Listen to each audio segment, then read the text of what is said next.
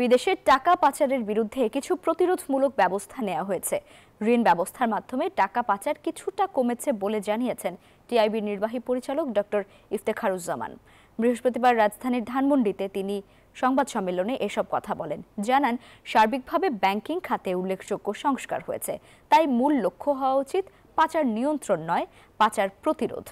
সংবাদ সম্মেলনে বার্লিন ভিত্তিক আন্তর্জাতিক দুর্নীতি বিরোধী সংস্থা ট্রান্সপারেন্সি ইন্টারন্যাশনাল আন্তর্জাতিক পরিচালনা পর্ষদের চেয়ারপারসন ফ্রাঁসোয়া ভ্যালেরিয়া বলেন, বাংলাদেশ থেকে পাচার হওয়া টাকা কোথায় গেছে তা চিহ্নিত করে ফিরিয়ে আনার কার্যক্রম চালানো জরুরি।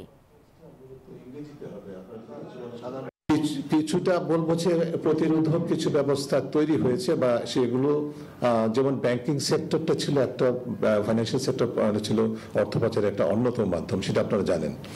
সেখানে কিছু সংস্কার হয়েছে, যে কারণে আগের যে ঢালাওভাবে ঋণ কি বলে যে নিয়ে সেটাকে বিভিন্নভাবে জালিয়াতি করে পাচার করার যে সুযোগটা ছিল সেটা বন্ধ হয়েছে।